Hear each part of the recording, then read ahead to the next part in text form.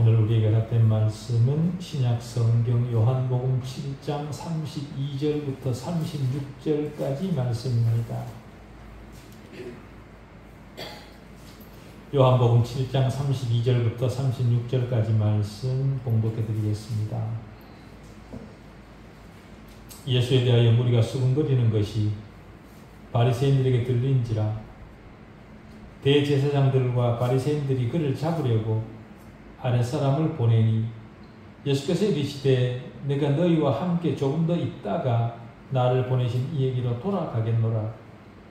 너희가 나를 찾아도 만나지 못할 터이요 나 있는 곳에 오지도 못하리라 하시니 이에 유대인들이 서로 묻되 이 사람이 어디로 가기에 우리가 그를 만나지 못하리요. 헬라인 중에 흩어져 사는 자들에게로 가서 헬라인을 가르칠 터인가. 나를 찾아도 만나지 못할 터이요 나 있는 곳에 오지도 못하리라 한 이 말이 무슨 말이냐 하니라. 아멘. 하나님 아버지, 다시 우리에게 자비를 베푸셔서 말씀 앞에 불러주신 은혜를 감사합니다. 오류를 따라 우리 마음을 기쁘게 하지 않게 해주십시오. 하나님에 대한 바른 지식을 인간의 선언적 판단으로 처방하지 않게 해주십시오. 오직 하나님 현실의 강제성에 우리를 맞출 줄 알게 해주십시오. 하나님의 현실에 우리를 맞추는 바로 거기에서 하나님에 대한 바른 지식이 산출됨을 알게 해주십시오. 하나님에 관한 인간의 사고가 하나님의 활동과 현실을 규정할 수 없다는 것을 거듭 확인하게 해주십시오. 작동하지만 언제나 오작동하는 인간의 이성을 신뢰하지 않게 해주십시오. 오작동하는 인간의 이성은 하나님 앞에 언제나 거짓이라는 사실을 알게 하사 그것의 위험성을 인식하는 말씀 되게 해주시옵기를 우리 주 예수 그리스도 이름으로 기도하옵나이다. 아멘. 요한복음 5장, 6장, 7장을 통해 발견할 수 있는 의미심장한 것 중에 하나는 진리의 배치 순서입니다.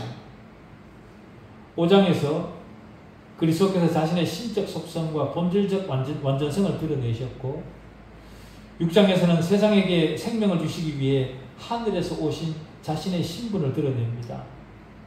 그리고 7장에서는 조금 더 있다가 나를 보내신 이에게로 돌아가겠노라 그렇게 말씀하십니다.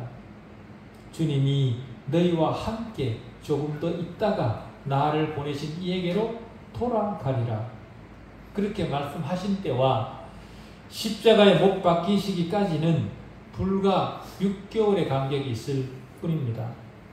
다시 말해 사건이 급속히 진행되고 있는 거죠. 주님을 향한 어두운 그림자가 더 짙게 드리우기 시작했다 그렇게 말씀드릴 수 있습니다.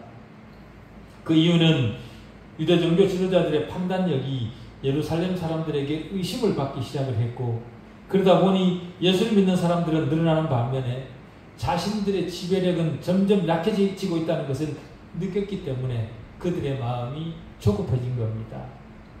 그러자 주님을 향한 유대 종교 지도자들의 반대가 좀 더 단호하고 격해졌습니다. 그래서 결국은 예수를 잡아오라 그렇게 아랫사람들에게 명령해서 그들을 보냅니다. 보내기까지 합니다. 요한복음을 시작했을 때 우리는 예수께서 자기 백성에게 오셨으나 영접하지 아니하였다라는 경고의 말씀을 들었습니다. 주님을 영접하지 않았던 유대 지도자들이 주님을 죽이려고 반복적으로 모의를 합니다. 그러나 그때까지만 해도 주님은 공공연히 드러나도록 어떤 일을 행하지 않으셨죠. 그러나 이제는 달라졌습니다. 주님을 체포하려는 움직임이 포착되었기 때문에 주님도 이제 자신의 모습을, 자신의 능력을 그대로 드러냅니다.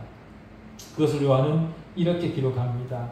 예수에 대하여 무리가 수군거리는 것이 바리새인들에게 들린지라 대제사장들과 바리새인들이 그를 잡으려고 아랫사람들을 보내니. 여러분, 무리들이 주님에게 구름대처럼 몰려든 이유가 무엇일까요? 왜 자신들이 그동안 추종했던 유대 종교 지도자들로부터는 멀어지면서 왜 낯선 유대인 주님에게는 그렇게 몰려드는 것일까요? 그 이유를 요한은 기록하고 있지 않지만 주님께서 행하신 많은 표적들 때문이 아닐까 그렇게 추측이 됩니다. 그런데 주님께서 행하신 표적들을 과연 모인 무리들만 보았을까요? 산에 들인 관원들은 보지 못했을까요? 그렇지 않았을 겁니다. 그렇죠? 산에 들인 관원들도 함께 보았을 겁니다. 그러나 그들에게는 주님이 행하신 표적을 보는 것이 믿는 것과 아무런 상관이 없었습니다. 어떤 사람들은 주님의 표적을 보면서 믿었지만 산에 들인 공회원들은 주님의 표적을 보면서도 믿지 않았던 거죠. 그들도 주님의 표적을 보면서 겉으로 표현은 할 수 없었지만 두려움을 느꼈을 것이고 속으로 마음이 흔들렸을 겁니다. 그러나 믿기를 거절합니다. 왜냐하면 지금 당장 자신들이 가진 현실적 지위들을 놓치고 싶지 않기 때문에 그들은 애써 주님을 외면합니다. 인간은 그런 겁니다. 지금 당장 내 손에 들려있는 작은 것이 내 영혼 전체를 망가뜨리게 하지만 내 손에 쥐고 있는 그 작은 것을 놓지 못하는 것이 인간입니다. 누가복음 12장에 가면 한 부자에 대한 비유가 있습니다. 거기에서 부자는 자신의 곡간을 헐고 더 크게 지어서 모든 곡식과 물건을 거기에 쌓아두리라 그렇게 얘기합니다. 그러자 하나님이 뭐라고 말씀하십니까? 어리석은 자여, 오늘 밤에 네 영혼을 도로 찾으리니 그러면 네 준비한 것이 누구의 것이 되겠느냐? 그렇게 부자에게 묻습니다. 사람에게 자신의 영혼보다 더 절박하고 소중한 것이 무엇이겠습니까? 그러나 어리석은 자들은 멀지 않아 썩어 없어질 그 알량한 것만 바라봅니다. 자신들이 가진 지위가 주님에 의해 위협당할 것이 염려되자 더 적극적으로 자신들이 가진 것을 지키기 위해 주님을 죽이고자 혈안이 됩니다. 주님을 제거해야 자신들의 지위를 지킬 수 있다라는 짧은 생각을 하고 있는 거죠. 주님의 표적을 보면서 어떤 사람들은 호의적 반응을 보이는가 하면 또 어떤 사람들은 오히려 더 완악해집니다. 하나님으로부터 유기된 자들은 동일한 표적을 똑같이 두 눈으로 보지만 믿지 않습니다. 오히려 더 완악해지죠. 그 이유가 무엇이겠습니까? 하나님의 예정 안에 있는 자들과 예정 안에 있지 못한 자들의 차이 때문에 그런 겁니다. 하나님의 예정 안에 있는 자들의 호의적 반응은 바리새인들의 행동을 재촉하는 기회가 되었습니다. 주님을 제지하려는 시도가 공식적으로 나타나게 된 거죠. 바로 바리새인과 대제사장들이 드러나게 움직이기 시작한 겁니다. 바리새인과 대제사장들, 그들은 산헤드린 공적 집단들이죠. 그런데 산헤드린 회원이면서 그 유대 종교 지도자들의 행동에 적극적으로 동참하지 않는 한 사람이 있었습니다. 뒤에 나오지만 그가 바로 니고데모입니다. 니고데모는 밤에 몰래 주님에게 와서 구원 얻는 방법을 물어보고 돌아간 그 사람 아닙니까? 그죠? 그가 보기에 주님은 죽을 죄를 지은 분이 아니었던 겁니다. 그래서 주님을 변호하는 발언을 하죠. 거기다가 주님을 잡으러 왔던 아랫 사람들이 자신들의 임무를 수행하지 못하고 돌아갑니다. 주님의 표적을 본 사람들은 주님을 믿기 시작했고 믿어지니 주님을 함부로 잡을 수 없었던 겁니다. 선한 분에게 자신들의 악을 실행하기가 내키지 않았던 거죠. 잡아오지 못하자 관원들로부터 어찌하여 잡아오지 못했느냐 그런 추궁을 듣습니다. 여기서 우리는 선과 악이 함께 섞여 있음을 봅니다. 예수님을 잡아오지 못한 아랫사람들은 뭐라고 말을 하냐 하면 그 사람이 말하는 것처럼 그 사람이 예수님입니다. 예수님이 말하는 것처럼 그렇게 말하는 사람은 이때까지 없었습니다. 그렇게 관원들에게 대답을 합니다. 악한 사람 밑에서 악한 사람의 시중을 들면서 살아가지만 실제를 본 아랫사람들은 본 그대로를 말할 수밖에 없었던 겁니다.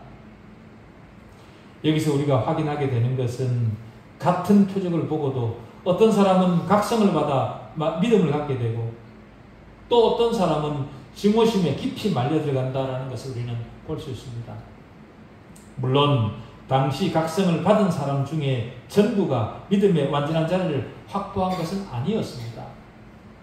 어떻게 그 사실을 알 수 있는가 하면 그들 중 상당수는 나중에 주님을 십자가에 못 박으라 그렇게 소리를 치는 자들로 변했기 때문에 우리는 그 사실을 알 수 있죠.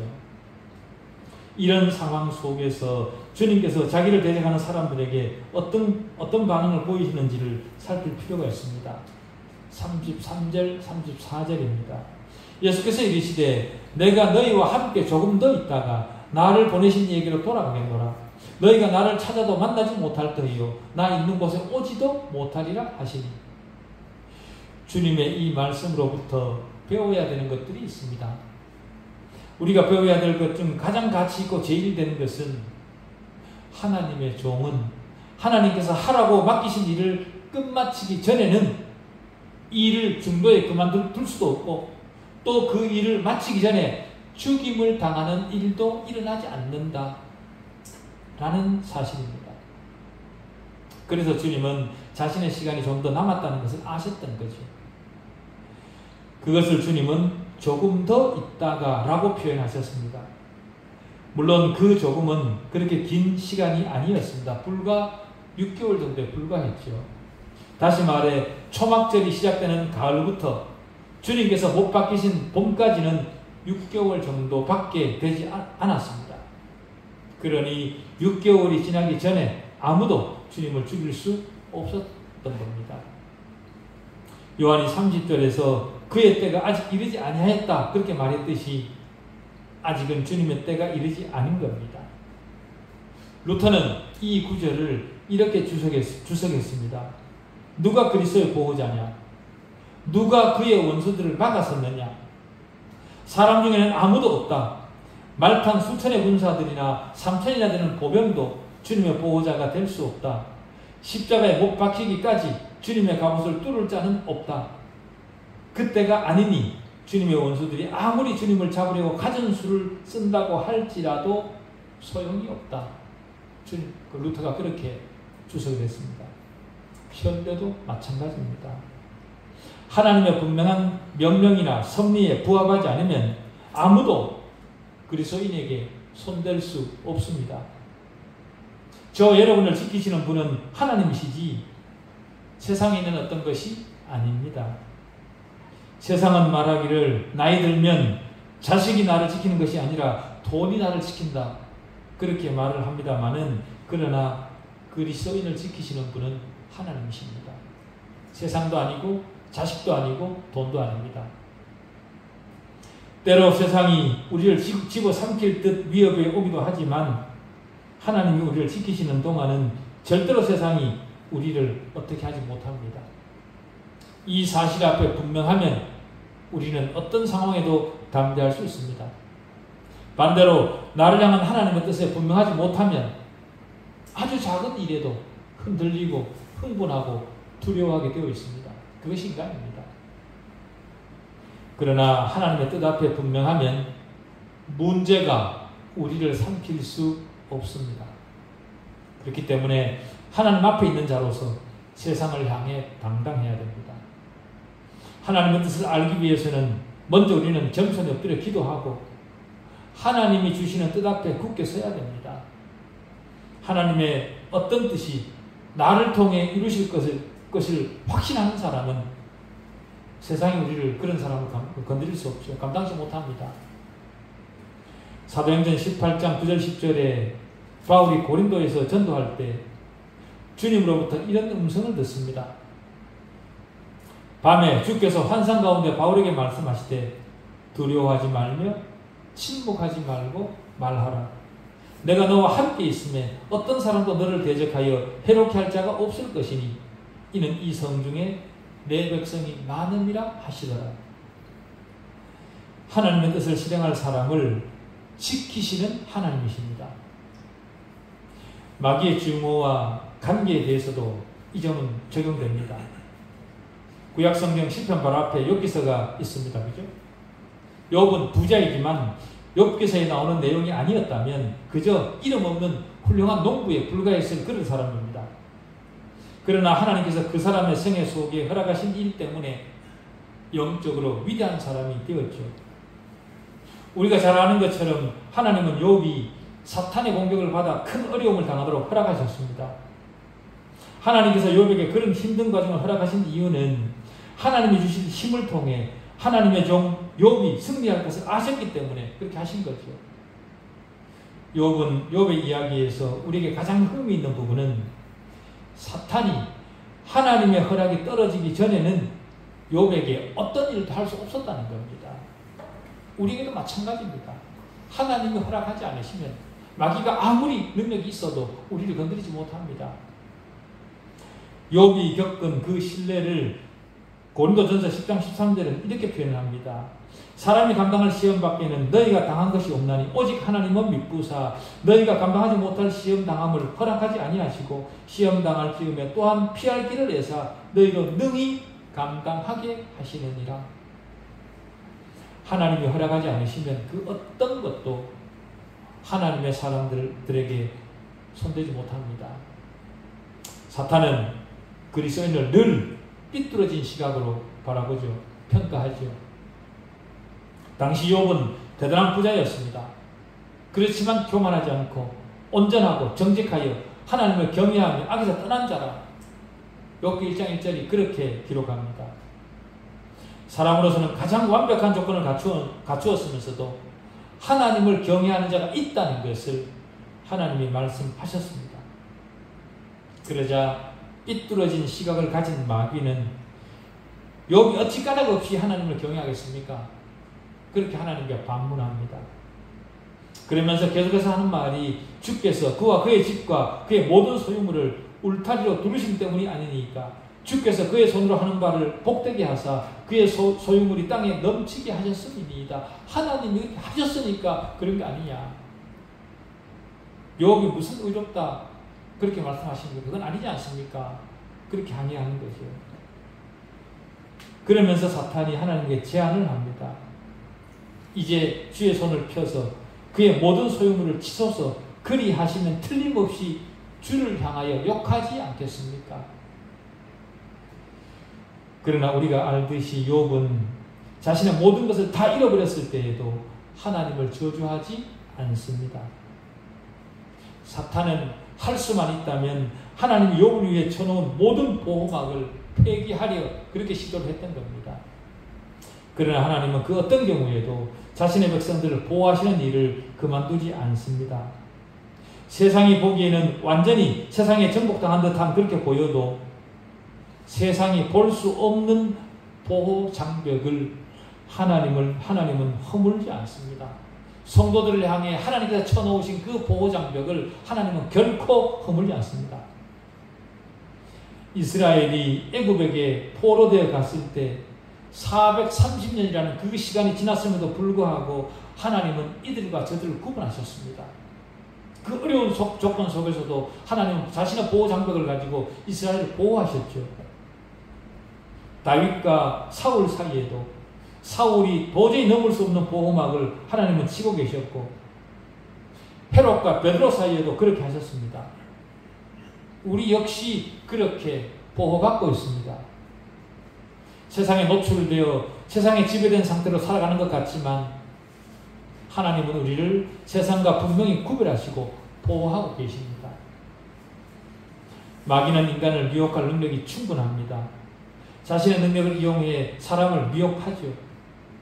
그러나 마귀는 자신의 힘으로 주님은 절대로 흔들 수 없습니다. 미혹할 수 없습니다. 그런 주님이 우리를 지키시고 계십니다. 주님의 일을 조금이라도 단축시키거나 변개시키거나 중단시킬 수 없습니다. 그들의 힘이, 마귀의 힘이 아무리 강해도 그렇습니다. 우리에게 해야 될 일이 남아있는 한 주님이 저와 여러분을 모든 것으로부터 지키십니다. 우리는 이 사실을 통해 위로를 얻고 우리에게 맡겨진 일을 당대히 계속해 나갈 수 있습니다. 그런 주님이 계속해서 말씀하십니다. 너희가 나를 찾아도 만나지 못할 터이요 나 있는 곳에 오지도 못하리라 하시니, 주님께서 죽은 자들 가운데서 다시 살아나신 후 주님은 본향으로 돌아가셨습니다. 주님의 본향은 17장 5절에서 언급하고 있듯이 하나님과 완전하게 교제하는 영원한 본향입니다. 바로 그것을 말하는 겁니다. 창세 이전부터 주님은 하나님과 함께 거기에 계셨죠. 그곳에는 우리 스스로의 능력으로는 다다를 수 없는 그런 곳입니다. 예수 그리스도에 의해 거듭난 사람만 갈 수 있는 바로 그곳입니다. 너희가 나를 찾아도 만나지 못할 터이요 나 있는 곳에 오지도 못하리라 하시니, 이 말씀은 구원받지 못한 이방인들이 엄중하게 받아들여야 될 말씀입니다. 주님을 만날 수 있도록 기회를 주실 때 주님을 만나야 됩니다. 그러나 많은 사람들은 그러지 않고 주님을 만나는 일을 멸시합니다. 그러나 잠언 1장 24절 이하에서 우리는 이런 경고를 듣습니다. 내가 불렀으나 너희가 듣기 싫어하였고 내가 손을 폈으나 돌아보는 자가 없었고 도리어 나의 모든 교훈을 멸시하며 나의 책망을 받지 아니하였은즉 너희가 재앙을 만날 때에 내가 웃을 것이며 너희에게 두려움이 임할 때에 내가 비웃으리라. 너희의 두려움이 광풍같이 임하겠고 너희의 재앙이 폭풍같이 이르겠고 너희에게 근심과 슬픔이 임하리니 그때 너희가 나를 부르리라. 그래도 내가 대답하지 아니하겠고 부지런히 나를 찾으리라. 그래도 나를 만나지 못하리라. 그렇게 경고하십니다. 잠언에서만 경고하는 것이 아닙니다. 누가복음 13장 24절 25절은 이렇게 말합니다. 좁은 문으로 들어가기를 힘쓰라. 내가 너희에게 이르노니 들어가기를 구하여도 못하는 자가 많으리라. 집 주인이 일어나 문을 한번 닫은 후에 너희가 밖에 서서 문을 두드리며 주여 열어주소서 하면 그가 대답하여 이르되 나는 너희가 어디서 온 자인지 알지 못하노라 하리라. 그렇기 때문에 구원받지 못한 사람들은요 즉시 이사야 55장 6절에 이 말씀을, 이 명령을 받아들여야 됩니다. 너희는 여호와를 만날 만한 때에 찾으라. 가까이 계실 때에 그를 부르라.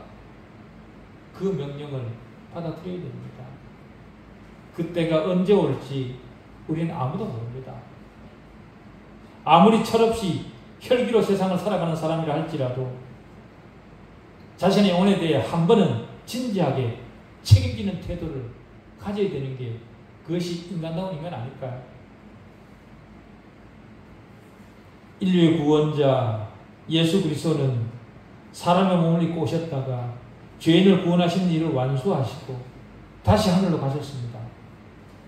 그렇기 때문에 예수 그리스도 외에 이 땅에서 눈에 보이는 구원자를 찾으려고 하시면 안 됩니다.